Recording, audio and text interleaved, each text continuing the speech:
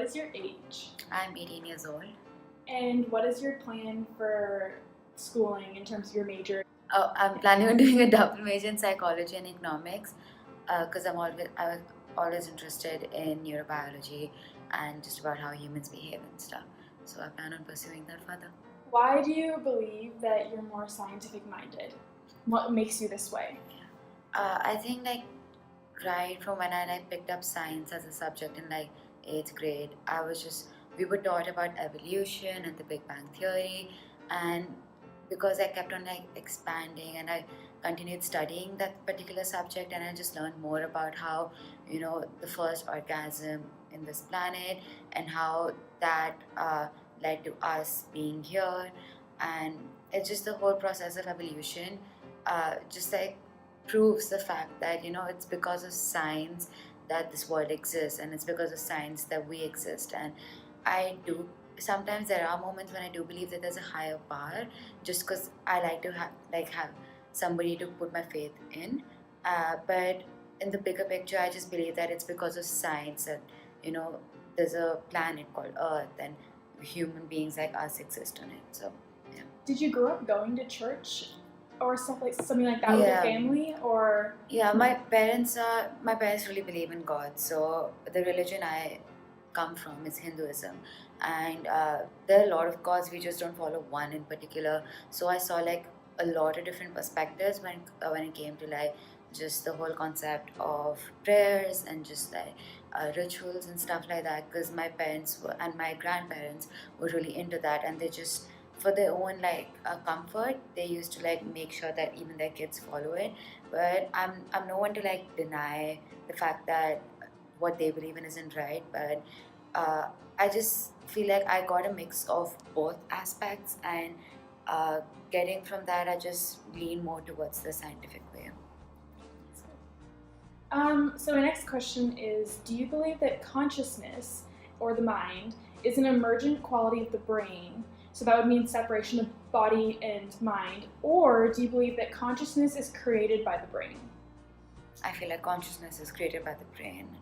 Is whatever we do, every single activity, every single thought that we have is because of the brain. It is because of the neurons and all the impulses and stuff. And I do believe that all actions are due to the brain, and even consciousness, it's part of the brain. Yeah. What are your thoughts on human-like artificial intelligence? Human-like artificial intelligence, you mean robots and stuff? Yeah, so robots that are more advanced and human-like. And I feel like that is the future. I mean, yeah, that is what we're leaning towards, because we are converting everything from we rely so much on technology and on artificial intelligence. Even the whole introduction of self-driving cars is just a couple of steps more, and we will be surrounded by human-like artificial intelligence. And I do support that, and I do feel like that if you're leaning towards technology and if you're leaning towards scientific development, then this is what it comes to. So why not? How long do you think it is before human-like artificial intelligence is in our daily lives? I think 2 decades or something. Okay, so you think about 20 years. Till it becomes really popular and common. Yeah. Is it possible for AI, do you think, to reach consciousness? I think so. I think anything is possible if you look at it that way. Because if we do figure out the whole mapping of how the brain works and how we feel emotions and about how we think and behave, then if we do end up doing that, then I think seeing the pace of how we are developing, then it's pretty much possible that soon enough, in a couple of more decades after it becomes common, that maybe artificial intelligence will be able to pick up the whole process of consciousness.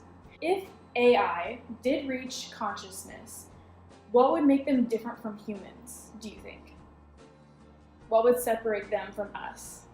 Honestly, if consciousness includes human emotions and empathy and stuff like that, then there will be no differentiating factor other than the fact that the material of what you're built of. Okay, so just the biology part of it. Yeah, I think if and only if AI is able to replicate Exactly, but then at the same time, like we say that every human is different, and the whole thought process is subjective to the human, and no minds think alike.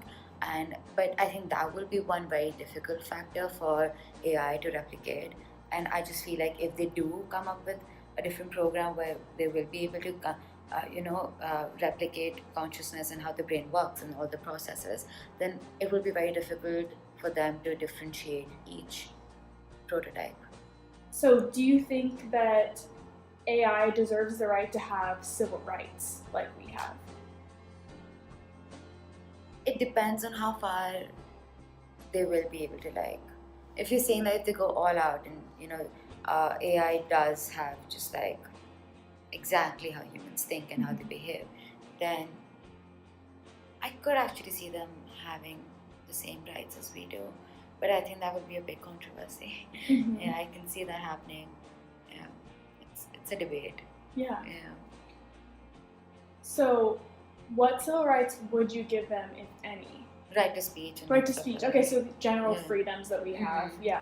I feel like they should be having the same human rights. If we do start comparing them and treating them as equals to humans, and we do come to that stage, then if there's nothing like differentiating us, then when it comes to like laws such as, like you said, right to equality and being able to process things and just like uh, all of that just works for them. Then if there's nothing differentiating us and the robots and stuff, yeah. Is the right to not be taken offline or unplugged a necessary one for conscious AI? If this were to happen, would you consider this murder? If not murder, what is it? This is a bit tricky, but Yeah. yeah, You think so? yeah, I think so. Because if unplugging the robot just means that the robot is no longer alive, if that's what you want to call it, then yeah, I guess that will just be murder. Okay. It's too far fetched to think about. Yeah. I mean, you can't imagine just like being in that kind of situation.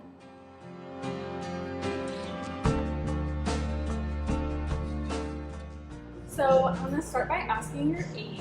Okay, so I'm 24 years old. What is your school major plan, life plan? Kind of Yeah, so initially, did the whole like go to college, 4 years kind of thing, went to SPU, intended like sociology major, wanted to do social work, but kind of towards the end, like I just started kind of questioning a lot of things, my faith, just my upbringing, things like that, and literally like one summer I went to like this church camp, like youth retreat kind of thing for kids. And I just remember going back to school, like really just searching in my Bible for the first time, reading it from a place where like I really want to encounter you, God, if you're the living God, and in that place, like everything just kind of flipped. There's a lot of love in my heart. As of right now, I want to pastor.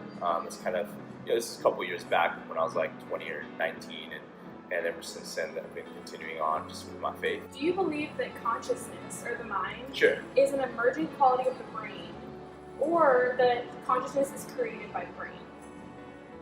Wow, that's a question that I've never been asked in my life.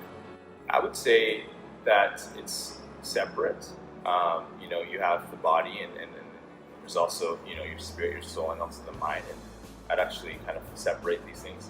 One thing is, that the whole thing is a mental thing. I really believe that sometimes, like, what you think is more than just what your body can do. And so, in that sense, like, I really believe that. What are your thoughts on human-like artificial intelligence? First off, I think it's really cool. If technology helps us, like, I really think it's a good thing. When it does help us. Yeah, like Siri. How long like do you that. think until human-like artificial intelligence are in our daily lives? I think I'd say like in the next generation. Yeah, I can see it in the latter half of our generation and then the next generation. Do you think it's possible for AI to reach consciousness? I think that it could emulate and simulate something that's really similar to kind of like how a person may think. But in terms of just the whole like it's so complex, like the human consciousness is a makeup of more than just like thoughts or like more that like linear thinking. It's a bunch of different things, and I think that to a certain degree it can. If AI did reach consciousness that was similar to ours, Sure. what would make them different from humans, do you think? It's going to be the same throughout all AI if that's the case, So you don't think there'd be a lot of differences? Yeah, I think for the most part they're all be very similar.